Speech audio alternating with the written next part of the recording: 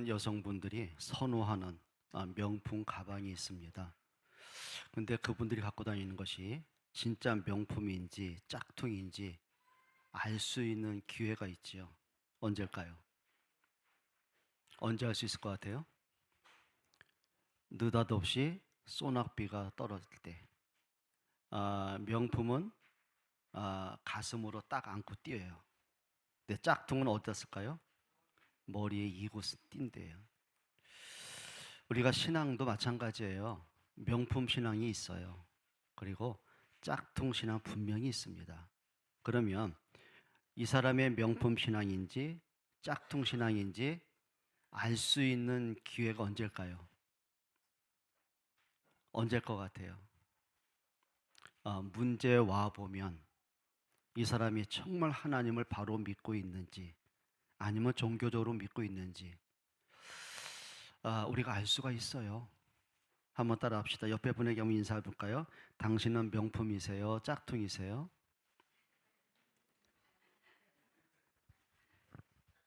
다시 한번 다른 분에 대해 앞뒤로 한번 인사해 보세요. 당신은 명품이에요? 짝퉁이에요?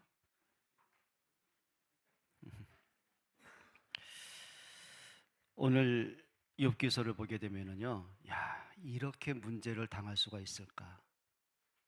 이보다 더 큰 어려움과 고난을 겪을 수가 있을까? 바로 오늘 본문의 욥입니다. 한번 첫 번째 한번 생각해 봐요. 욥이 겪은 문제, 그리고 또 반면에 욥이 그 많은 고난과 시련을 통과하면서 그 문제를 보는 생각이 무엇인지 한번 생각해 봅니다. 첫 번째로요, 욥이 받은 고난이죠. 욥기서 1장 15절에 이렇게 말씀합니다. 같이 한번 읽어보겠습니다. 시작. 스바 사람이 갑자기 이르러 그것들을 빼앗고 칼로 종들을 죽였나이다. 나만 홀로 피하였으므로 주인께 아뢰러 왔나이다. 자, 욥이 그냥 부자가 아니고요, 동방 최고의 갑부라고 했습니다. 지금 말하면 워런 버핏 이상으로 이제 갑부가 된 거죠. 그런데 문제는 그때는 이제 목축업을 하고 농업의 이제 시대 아닙니까? 근데 들에서 양들과 소를 치고 있는데 강도떼가 습격을 합니다. 그리고 지키고 있던 모든 일꾼들을 죽입니다. 그리고 나서는 모든 가축들을 이제 탈취해 가는 거죠. 자, 다급하게 살아남은 종이 뛰어와서는 욥에게 보고를 합니다. 자, 한두 푼이 없어진 게 아니고요, 갖고 있는 전 재산이 한순간에 날아가 버립니다. 또 겪고 있는 문제가 뭐냐면 욥기서 1장 18절로 19절 한번 읽어보시겠습니다. 이렇게 말씀하죠. 18절입니다. 그가 아직 말하는 동안에 또 한 사람이 와서 아뢰되 주인의 자녀들이 그들의 맏형의 집에서 음식을 먹으며 포도주를 마시는데, 그 다음에 19절이요. 거친 들에서 큰 바람이 와서 집 내 모퉁이를 치매 그 청년들 위에 무너짐으로 그들이 죽었나이다. 나만 홀로 피하였으므로 주인께 아뢰러 왔나이다. 지금 전 재산이 없어진 그 얼마 되지도 않았는데 또 한 명의 하인이 다급하게 뛰어와요. 당신의 자녀 10명이 큰아들 집에서 잔치를 벌이고 있는데 들에서 큰 바람, 그게 지금 토네이도겠죠. 강풍의 토네이도가 불어서는 집 내 모퉁이를 칩니다. 그리고 집이 무너져 가지고 10명의 자녀가 한순간에 압살을 당하는 거예요. 여러분, 한 아이가 다치고 그래도요, 부모의 마음은요 찢어집니다. 그런데 10명의 자녀가 한순간에 떼죽음을 당합니다. 이 슬픔과 고통을 어떻게 표현하겠습니까? 그 정도가 아니겠죠. 그리고 욥기서 2장 8절 한번 같이 읽어봅니다. 8절과 9절입니다. 다 같이 한번 읽어봅니다.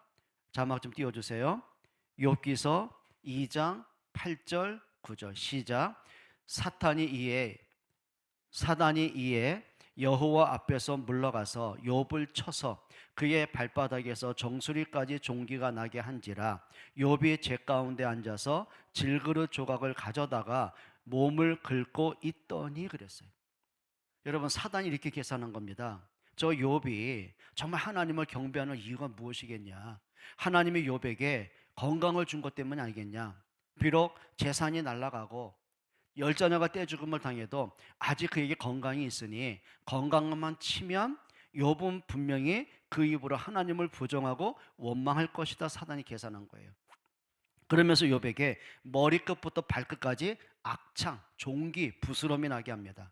근데 이게요, 그 종기의 원어적인 의미가 뭐냐면은요, 여러분 화상을 입었을 때 막 뜨겁게 열나는 거 있잖아요. 막 화끈거리고 몸이 고통받은 거. 그리고 그 부스럼이 어느 정도냐면은 너무 긁어서 온몸을 뒤틀 만큼 괴로워한다는. 성경에 보면 뭐라고 하냐면 그 욥이요, 얼마나 가렵고 고통스러웠는지 자기 집에 깨어진 질그릇 있지 않습니까? 그 날카로운 질그릇으로 몸을 붓불 긁어야 될 만큼 어떻게 표현할 길이 없는 상황에 처하게 됩니다. 그걸로 끝나지가 않더라고요. 그래도 남들은 욥을 조롱하고 손가락질 한다 할지라도 또 부인 한 사람이라도 힘이 되고 도움이 되고 위로가 되어야 되지 않습니까? 근데 부인이 독소를 퍼붓지요. 그게 욥기서 2장 9절입니다. 같이 읽습니다. 그의 아내가 그에게 이르되 당신이 그래도 자기의 온전함을 굳게 지키느냐? 하나님을 욕하고 죽으라. 그 아내가 뭐라 그래요?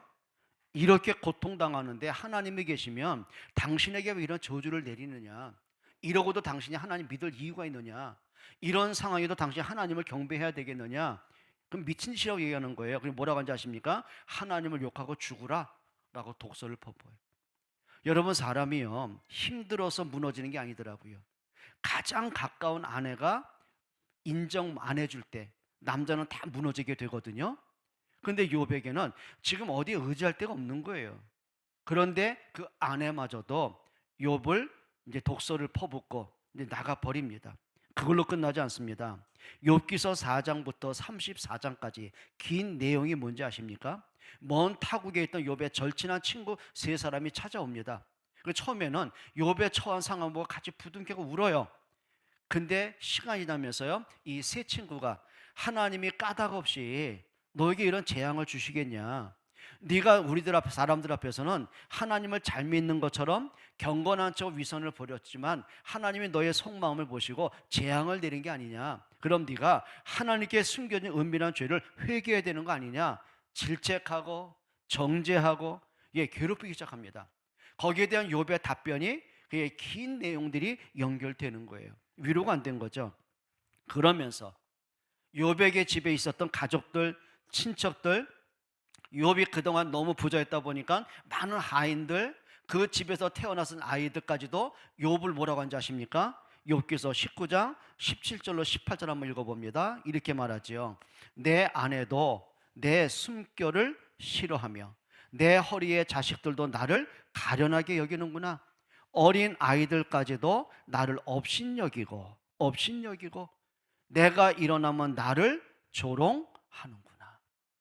여러분, 욥의 주변에 있던 모든 사람들, 욥의 집에서 먹고 사는 그 하인들까지도, 심지어는 어린아이들까지도, 그 모든 친척들과 친구들까지도 욥을 뭐예요? 업신여겼어요. 사람이 그런 거 있잖아요. 돈이 많을 때는요, 사람이 붙습니다. 근데 내가 어려움 당하면 그 사람들이 다 떠나가게 되는 거예요. 그 말은 뭘까요? 자기한테 필요하고 도움이 되고 이익이 되니까 붙었던 거지 진짜 마음과 마음의 교류가 없었다는 거예요. 여러분, 욥이요, 이런 토론을 하면서 고통을 겪게 됩니다. 여러분, 사람이 이 정도 되면 과연 하나님 믿겠습니까? 어디 뭐 한두 가지 문제여야지요. 일시적인 문제여야지요. 시간이 지나면 해결된 문제여야지요.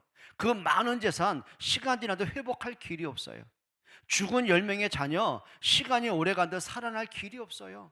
그 온몸에 악창이고 병든 거요, 그거 나을 기미가 없어요. 그때는 불치병 정도가 아니에요. 희귀병 정도가 아니에요. 세상의 사람들이 보도 듣도 못했던 그런 병에 걸린 거예요. 그 죽는 그날까지 고통을 안고 살아가야 되는 거예요. 그러면 욥의 그 상황을 보고서 무시하고 조롱하고 손가락질했던 그 사람들이 회개하고 돌아서겠습니까? 더더욱 조롱은 심해지는 거예요. 끝날 기미가 없어요. 과연 이 정도 되면 믿음 지키겠습니까? 명품이다 짝퉁이다 그건 놔두고요, 진짜 하나님을 실오라게 하나라도 하나님을 붙잡을 용기가 있겠습니까? 과연 이런 상태에 예배할 의미가 있겠습니까? 과연 기도하고 말씀을 묵상할 생각이나 나겠습니까? 불신앙할 수밖에 없죠. 인생 비관할 수밖에 없죠. 절망하고 좌절 정도가 아니라 인생 끝내고 자살로 끝날 수밖에 없는 위독한 상황이 됩니다. 그런데요, 더 중요한 게 있는 거예요. 이 문제 배후에는 사단의 의도와 목적이 뭔가를 한번 찾아보셔야 됩니다. 욥기서 1장 11절 한번 읽어보십니다. 사단의 의도가 뭡니까? 여러분 기억해야 됩니다. 사단이 욥을 시험할 때에 욥이 갖고 있는 재산이 탐났습니까? 욥의 10명의 자녀들이 욕심났습니까? 사람들한테 인정받고 칭찬받고 존경받는 게 그게 배가 아팠습니까? 욥이 너무 건강하다 보니까 시기가 났습니까? 사단은 외적인 거에 관심이 없어요. 사단의 의도와 목적은 단 하나입니다. 자, 욥기서 1장 11절 같이 한번 읽어보시죠. 이제 주의 손을 펴서 그의 모든 소유물을 치소서. 그리하시면 틀림없이 주를 향하여 욕하지 아니하겠나이까. 그러니까 사단의 계산은 그겁니다. 하나님이 욥에게 그래요. 재산 주셨어요. 자녀의 복을 주셨어요. 건강 주셨어요. 인복을 주셨어요. 그러니까 하나님을 믿을 뿐인 겁니다. 그러면 인간이란 존재는요, 외적인 자기가 원했던 것, 필요했던 것, 좋았던 것이 없어지는 그 순간 반드시 하나님께 등 돌릴 겁니다. 하나님을 경배하는 게 아니라 하나님을 저주하고 욕할 것입니다. 그게 사단의 계산입니다. 그러니 끊임없이 인간을 유혹하고 거짓말하고 불신앙을 심어주는 거예요. 온갖 시험거리, 인간과의 갈등거리, 여러 가지 많은 문제를 던져주면서 한 가지 원합니다. 네가 이래도 하나님 믿겠냐? 네가 믿는 하나님이 정말 살아계시다면 왜 하나님 너의 고난을 이렇게 막아주지 않겠느냐? 네가 하나님 믿을 이유가 어디 있겠느냐?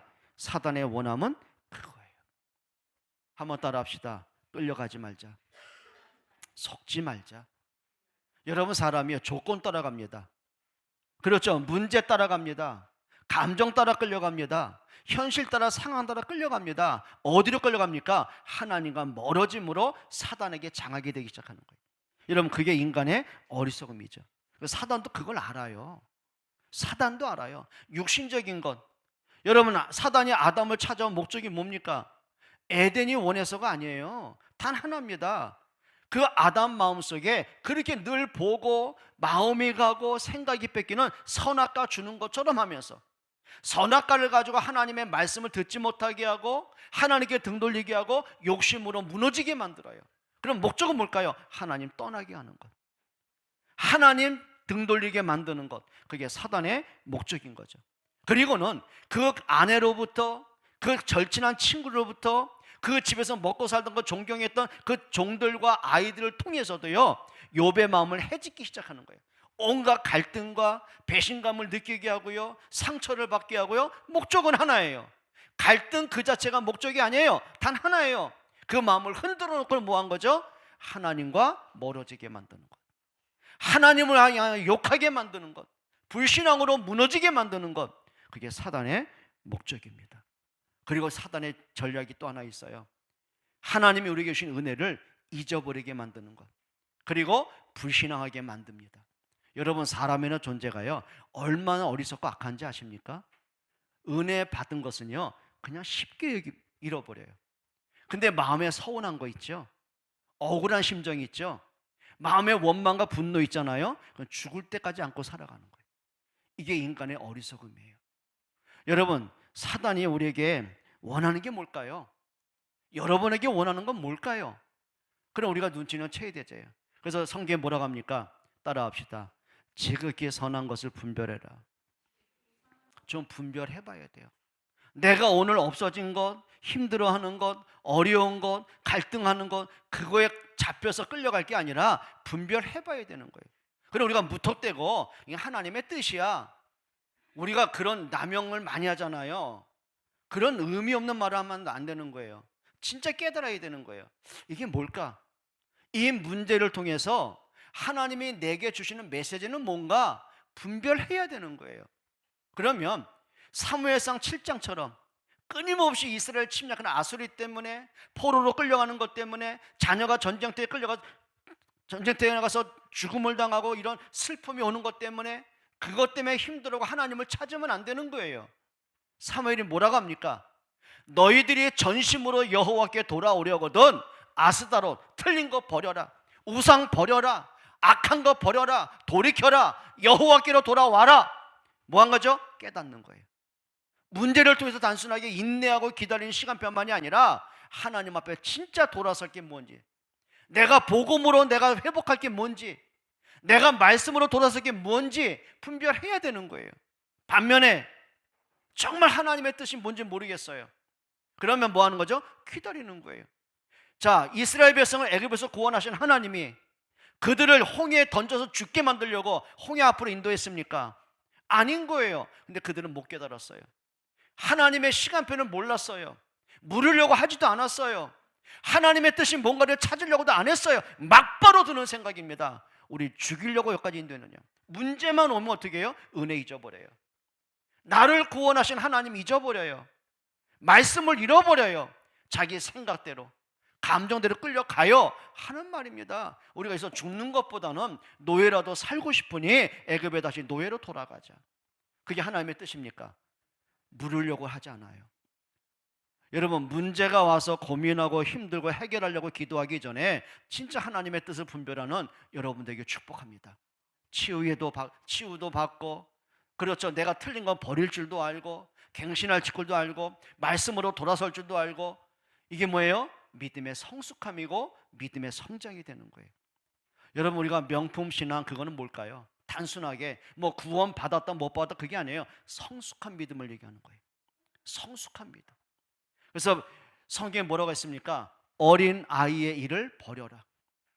우리가 어릴 때는 생각하는 것이 어린아이처럼 생각하고, 말하는 것이 철없는 아이처럼 말하고, 그렇게 살아왔다. 그런데 이제는 어린 아이의 일을 버려라. 뭐예요? 성숙해야 돼요. 어른이 되었으면 어른다운 성숙함이 있는 거예요. 여러분, 신앙의 연조가 문제가 아닙니다. 성숙해 가기를 축복합니다. 더 복음으로, 더 말씀으로, 더 믿음으로 하나님의 뜻을 찾아가는 여러분 되기를 축복합니다. 그게 두 번째입니다.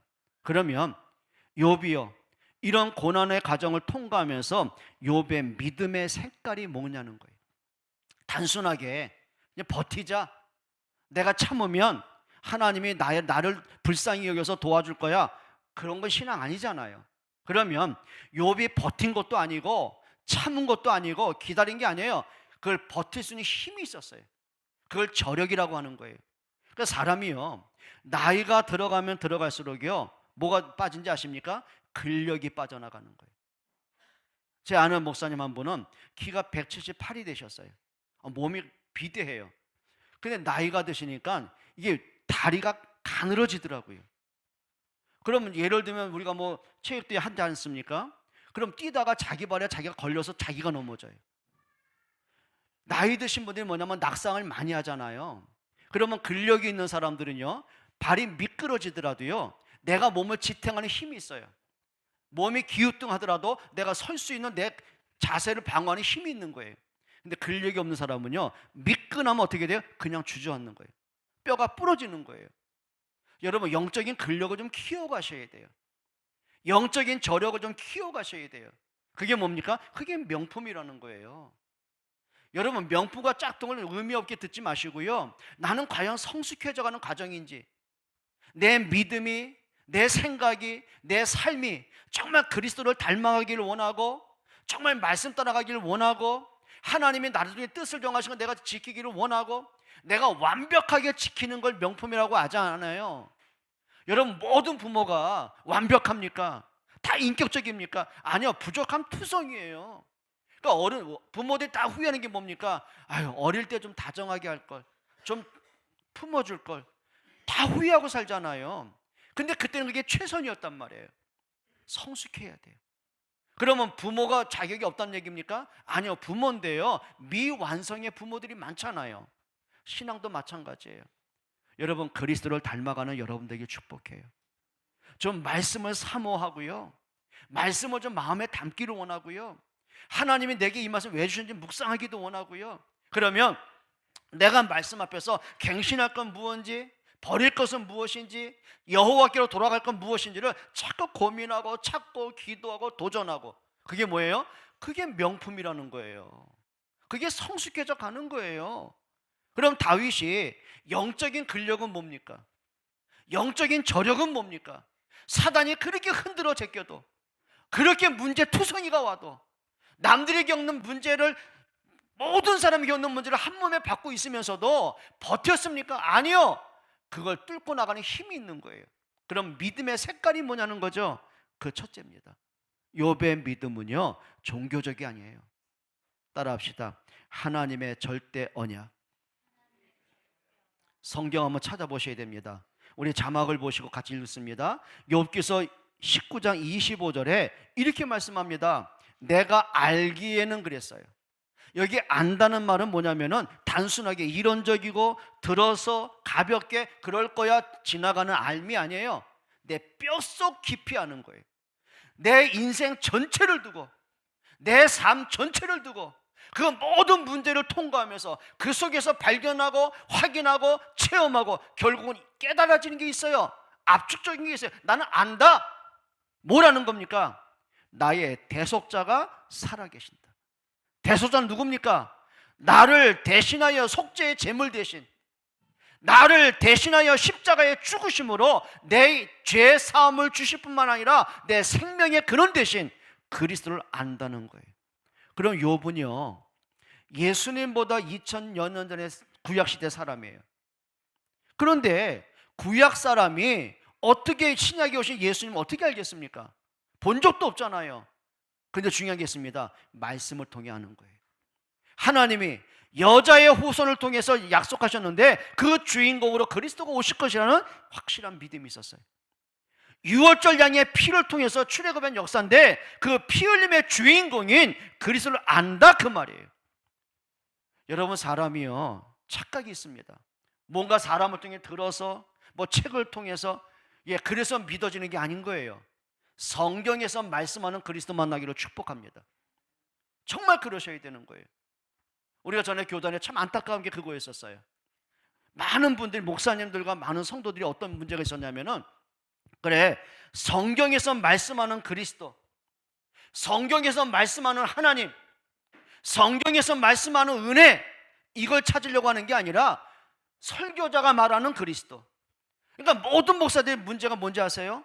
그 설교자를 통해서 받은 메시지 정리를 다 해요. 녹취록이 나와요. 그럼 그거 그대로 앵무새처럼 말하는 거예요. 어디에도 말씀이 없었더라는 거예요. 여러분, 진짜 중요한 게 뭔지 아십니까? 성경에서 말씀하는 하나님 만나기를 축복합니다. 그래서 성경 뭐라고 합니까? 성경대로 오셨어요. 성경대로 죽으셨어요.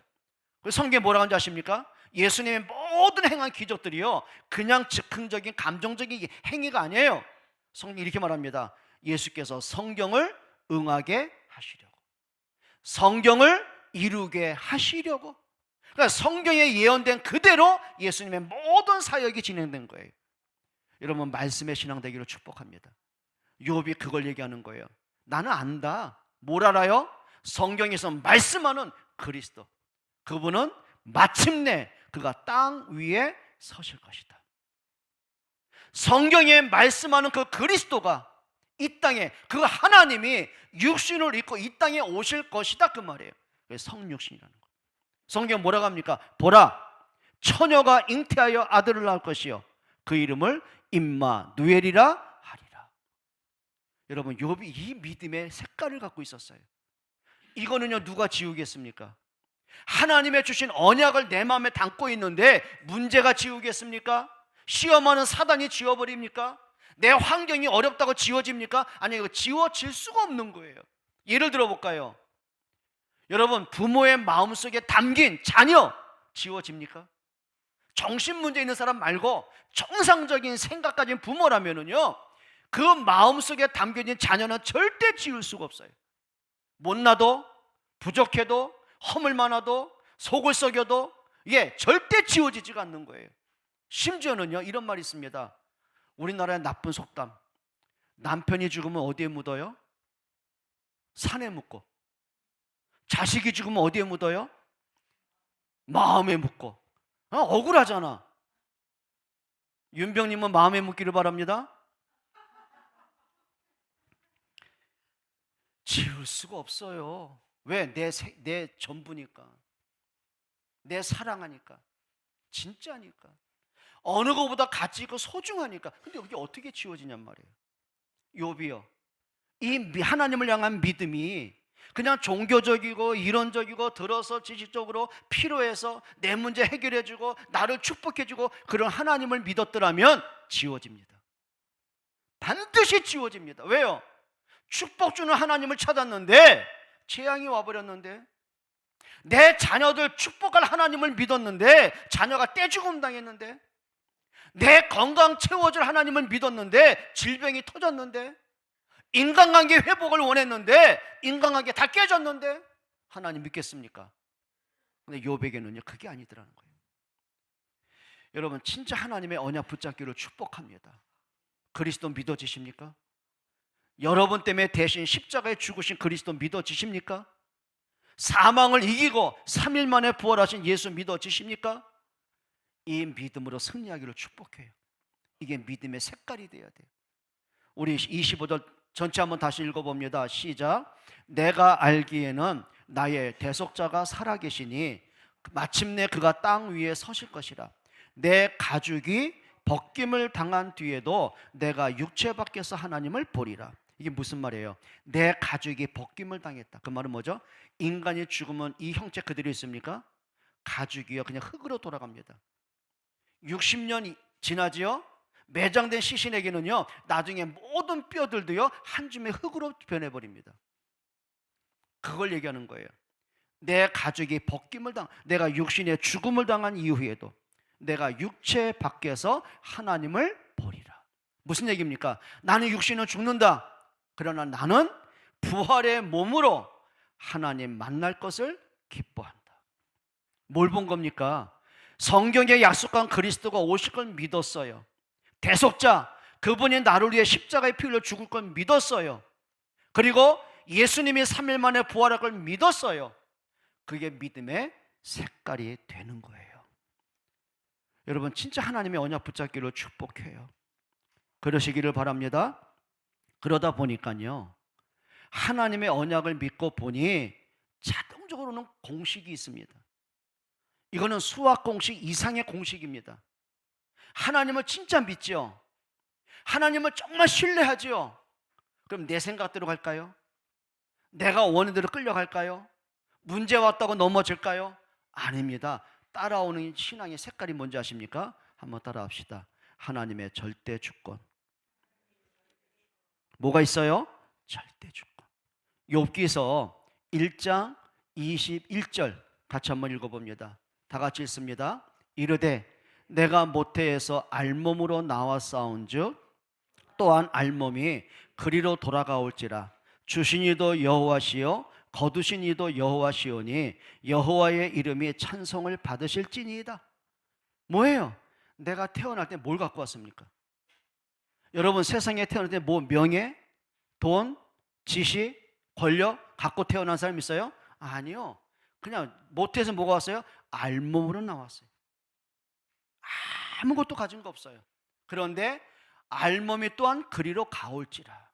무슨 얘기입니까? 내 생명이 하나님께로 왔으니 내 생명 또한 하나님이 거두실 겁니다. 성경에 그 말입니다. 주신 분도 여호와시 아니냐. 이 경제가 내 거였더냐? 하나님 내게 맡기신 거 아니었더냐? 이 자녀가 내 소유물이냐? 하나님이 내게 선물로 주셨고 내게 맡기신 거 아니냐? 그러면 주신 분이 가져가시겠다는데, 주권이 하나님께 있는데 내가 거기에 뭘 토를 달겠냐 그 말이거든. 여러분, 이 믿음의 고백하는 여러분 됐으면 좋겠어요. 내 거요? 생명이 내 겁니까? 여러분 자녀가 내 소유물입니까? 내 마음대로 하는 겁니까? 아니, 하나님이 맡기셨어요. 하나님이 그에게 언약 전달할 수 있도록 나를 부모의 자격을 주신 것뿐이에요. 그럼 인정해야 될 거 아닙니까? 근데 인간이 살아가면서요 인정 못 하더라고요. 내 돈, 내 집, 내 재산, 내 소유, 내 것, 내 것, 내 것, 거기 어디에도 하나님의 주권이 없더라는 거예요. 여러분, 하나님의 주권 인정하시기를 축복해요. 욥이 그 얘기하는 거예요. 아니, 주신 분이 가져가겠다는데 내가 뭐 할 말이 뭐 있어? 하나님이 하시겠다는데. 여러분, 이건 포기로 사는 게 아닙니다. 하나님의 주권을 아는 인생 살기를 축복합니다. 그래서 뭐라고 하죠? 하나님의 절대 계획을 보게 됩니다. 하나님의 절대 계획이 그때서 보였어요. 이건 한번 성경 여러분 직접 찾아보셔야 됩니다. 욥기서 23장 13절 먼저 읽어보시죠. 자막에는 없어요. 욥기서 23장 13절입니다. 같이 크게 읽어봅시다. 다 같이 시작. 그는 뜻이 일정하시니 누가 능히 돌이키랴. 그의 마음에 하고자 하시는 것이면 그것을 그의 뜻은 일정하다. 그 말은 뭐냐면 변덕이 없다 그 말이에요. 변덕이 없다. 그리고 즉흥적인 게 아니다. 하나님은 영원 전에 계획하신 그 일들을 일정하게 당신의 원하는 시간표에 따라서 적절하게 이루어 가신다 그 말이에요. 그러면 오늘 내가 당하는 이 문제들, 이 고난들은 오늘 갑자기 온 문제가 아니라 하나님의 시간표 따라 계획 따라 와 있는 그런 통과될 문제라는 거예요. 일정하시니. 그러면서 뭐라 그래요? 그의 마음에 하고자 하시는 것이면 그것을 행하신다. 여러분, 인간이요, 하나님 마음을 바꾸려고 하면 안 돼요. 하나님 마음을 깨달아야 되는 거예요. 인간이 하나님을 뜻대로 움직여가면 안 되는 거예요. 근데 우리는 그렇게 움직이려고 하잖아요. 하나님 이거 복 주셔야 돼요. 건강 책임져야 돼요. 경제 복을 주셔야 돼요. 내 자식 잘 되게 해야 돼요. 근데 내 뜻대로 한다면 어떻게 돼요? 못 견디잖아요. 하나님이 없잖아요. 그리스도가 없어지잖아요. 불신자보다 더 못한, 이렇게 말합니다. 나도 예전에 하나님 다 믿어봤어. 교회 열심히 봉사해봤어. 기도했어. 금식기도 해봤어. 그런데 다 헛된 거야. 전도를 막는 사람이 되는 거예요. 왜 그런지 아십니까? 내가 하나님을 움직이려고 했던 거예요. 하나님 손에 붙잡히기를 축복합니다. 그의 뜻은 일정하시니. 그러면서 자막에 14절 한번 읽어보십시다. 같이요. 그런즉 내게 작정하신 것을 이루실 것이라. 이런 일이 그에게 많이 있는.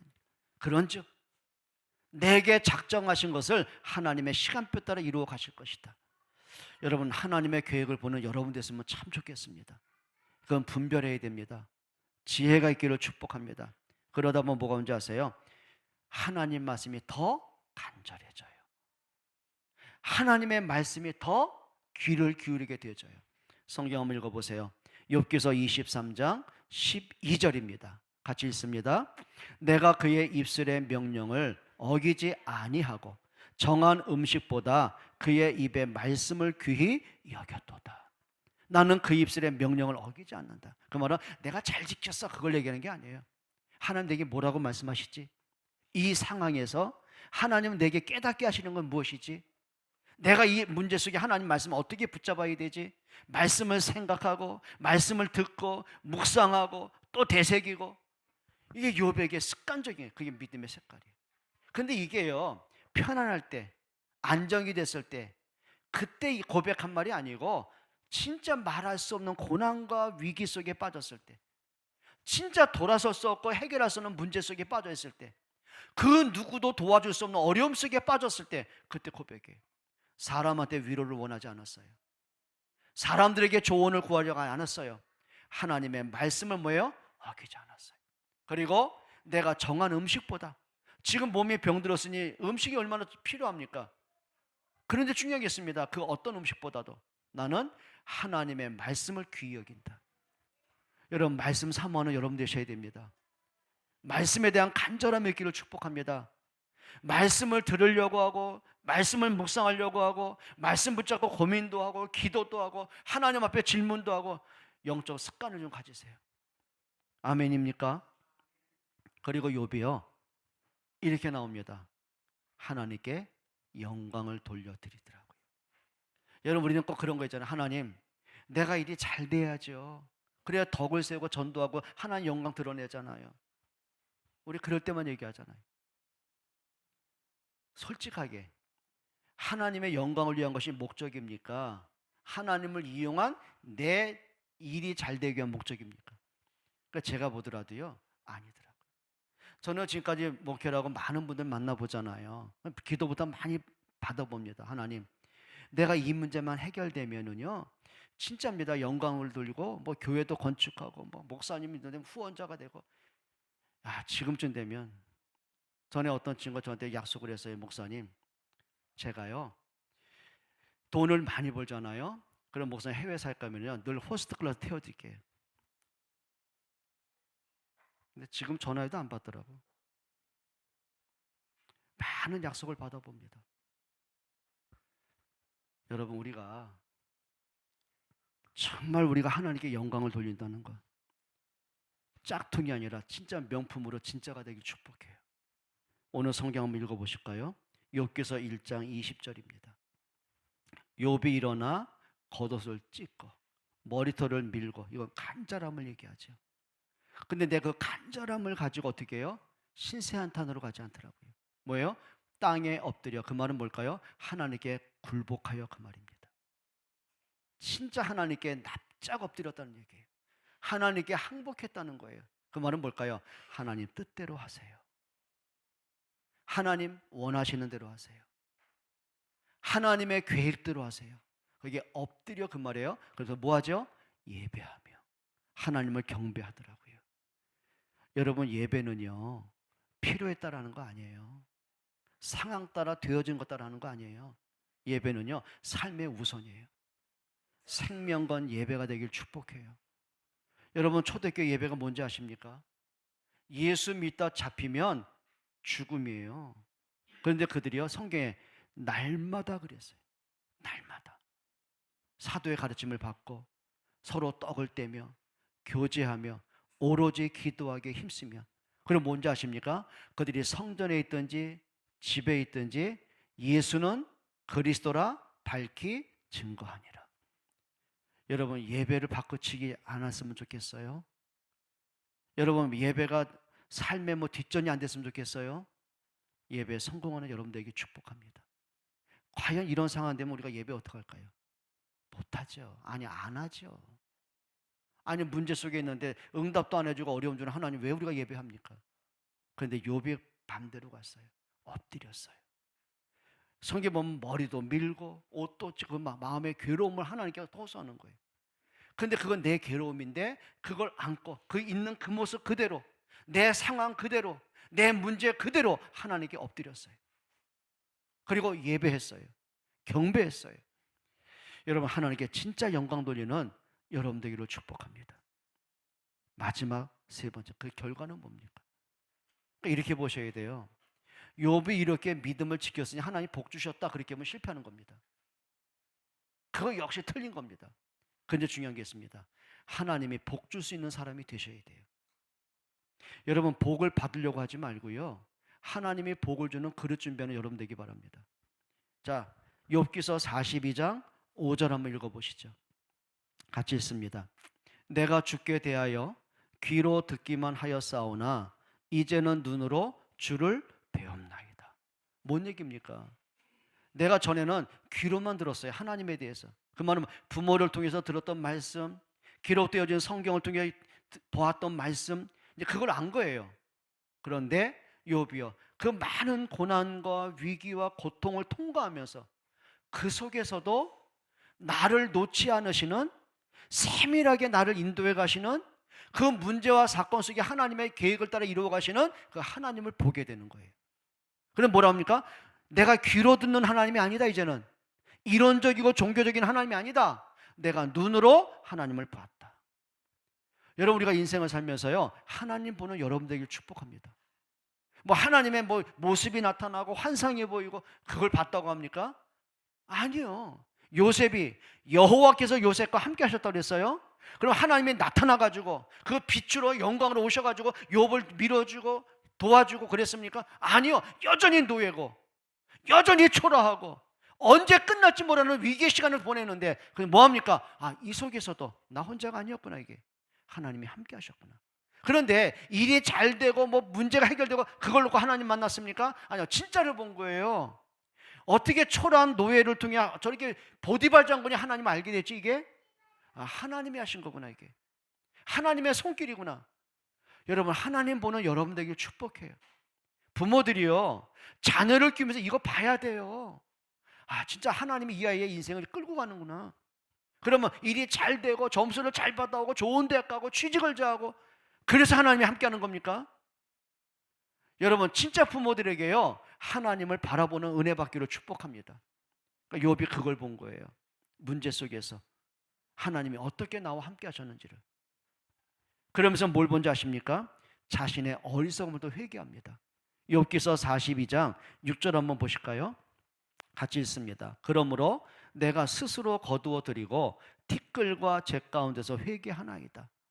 아니, 이런 믿음의 사람이 뭘 회개할 게 있습니까? 그런데 4장부터 34장에 보게 되면 욥이요, 세 친구들이 막 정죄를 받으면서, 그렇죠, 책망을 들으면서 막 변명하는 얘기가 있습니다.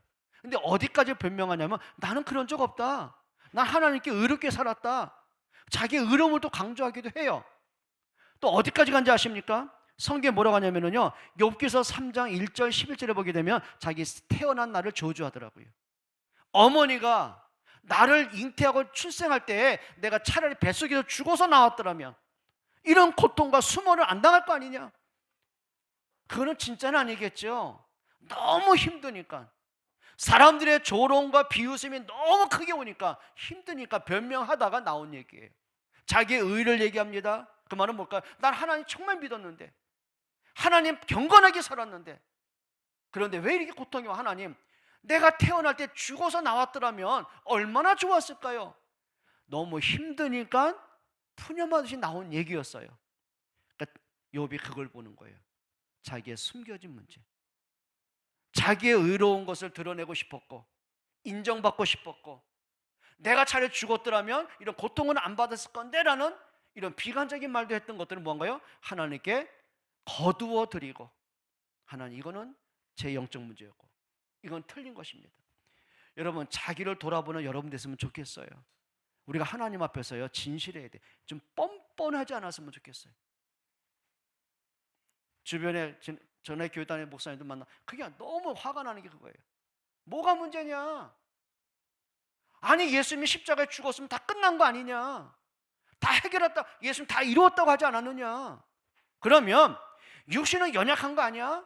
그럼 뭘 해도, 뭐 성적인 범죄, 뭐 횡령이, 그런 걸 얘기해도 이렇게 말합니다. 그게 뭐가 문제야? 하나님 다 용서했는데. 아니요, 부끄러워야죠. 아니요, 회개해야죠. 돌이켜야죠. 여러분, 욥이요, 죄를 지은 적 없어요. 남의 거 뺏은 적도 없고, 뭐 남의 여행 겁탈한 적도 없었고, 남을 괴롭힌 적 없었어요. 근데 자신의 숨겨진 문제 스스로를 돌아보는 거예요. 아, 내 속에 이런 의로움을 자랑하고 싶었구나. 아, 이게 나의 숨은 문제구나. 여러분, 죄를 죄로 알 수 있는, 죄를 부끄러워할 수 있는, 진짜 하나님께 진짜 마음을 찢을 수 있는 진정한 회개가 시작되기를 축복합니다. 회개해야 돼요. 예수님이 왜 죽었습니까? 나의 죄 때문에 죽으신 거예요. 그 말은 뭐죠? 죄의 삭은 사망이에요. 그럼 가슴을 찢어야 되는 거예요. 합리화시키면 안 되는 거예요. 그렇다고 막 자책하고 죄책감 갖고, 그건 틀린 말이고요. 하나님, 저는 이렇게 연약합니다. 진짜 허물 많습니다. 은혜 아니면 안 됩니다. 더 그리스도가 필요합니다. 주님 앞에 더 나아가고, 말씀 앞에 더 나아가고, 은혜를 더 사모하고, 말씀으로 더 깊이 들어가는 여러분들에게 축복해요. 지금 욥이 그 말한 거죠. 자신의 어리석음을 깊게 회개합니다. 은혜 받으면 받을수록 내가 낮아질 수밖에 없는 거예요. 자랑할 게 아무것도 없더라는 거죠. 그러면서 여러분 따라합시다. 욥의 완전승, 사단의 완전 KO, 그거예요. 욥은 완전 승리합니다. 그러니까 사단은 계산한 게 그거거든요. 네가 아예 경제 사라져봐라, 자녀들에게 문제 와봐라, 네 건강 문제 해쳐봐라, 사람들이 너를 비웃어봐라, 인간관계 갈등 와봐라, 너 하나님 안 믿을걸? 사단이 그 계산한 거예요. 근데 웬일입니까? 오히려 욥이 그 입으로 여호와께 범죄치 않고요, 오히려 하나님의 언약을 붙잡고요, 하나님의 주권을 인정하고요, 하나님께 예배를 하는 거예요. 여러분, 사단이 할 말이 없는 거예요. 여러분, 사단에게 기회를 주지 않았으면 좋겠어요. 사단에게 보란 듯이요, 좀 하나님 앞에 서십시오. 사단에게 끌려가지 마십시오. 사단에게 이용당하지 마십시오. 사단이 조롱하지 말게 하십시오. 사단이 여러분에게 이를 갈게 만들어야 돼요. 아멘입니까? 사단이 이를 갈아야지요. 사단이 여러분 막 친근하고, 헤이 거봐, 저거 쉽게 무너지잖아. 아유, 저거는 손 안 대도 무너져. 사람 붙여서 갈등 줍니다. 문제 짝짝 던집니다. 문제도 안 왔어요. 지난번에 어떤 분이 옛날에 그랬거든요. 돌예배 갔는데 축하하러 갔잖아요. 한숨을 푹 쉬더라고요. 왜 그랬더니 이 아이가 어떻게 군대 갈 걸 생각하니까 마음이 아프대요. 미친 거지 이게. 아니 사서 걱정합니까 이게. 여러분 진짜 염려를 주께 내려놓으시기 바랍니다. 사단이 완전히 KO돼요. 그래서 뭐합니까? 하나님이 욥을 인정하세요. 내 사람 욥을 보았느냐. 그러니까 하나님 그렇게 말씀하셨어요. 내가 내 사랑하는 욥을 네가 보았느냐. 욥기서 42장 9절 한번 보시죠. 이에 대만 사람 엘리바스와 수아 사람 빌닷과 나아마 사람 소발이 가서 여호와께서 자기들에게 명령하신 대로 행하니라. 여호와께서 욥을 뭐 하셨더라? 기쁘게 받으셨더라. 옆에 분에게 우리 축복합시다. 하나님이 기뻐하는 성도 되세요. 정말 그리 되길 바랍니다. 그래서 뭐 한 자십니까? 욥기서 42장 10절 이렇게 말씀합니다. 같이요. 욥이 그의 친구들을 위하여 기도할 때 여호와께서 욥의 공경을 뭐 하시고 돌이키시고 회복하시고 치유하시고 말이죠. 여호와께서 욥에게 이전 모든 소유보다 갑절이나 주신지라. 복을 받아서가 아니에요. 하나님이 복 줄 수밖에 없는 사람이 되시기 바랍니다. 기도하겠습니다. 하나님 감사합니다. 정말 하나님 앞에 살아있는 믿음의 사람, 하나님을 바라보고 신뢰하는 사람, 하나님의 언약과 주권을 100% 인정하는 사람, 하나님의 계획 따라 인생을 살아가는 믿음의 사람 되기를 원합니다. 예수 그리스도의 이름으로 기도합니다.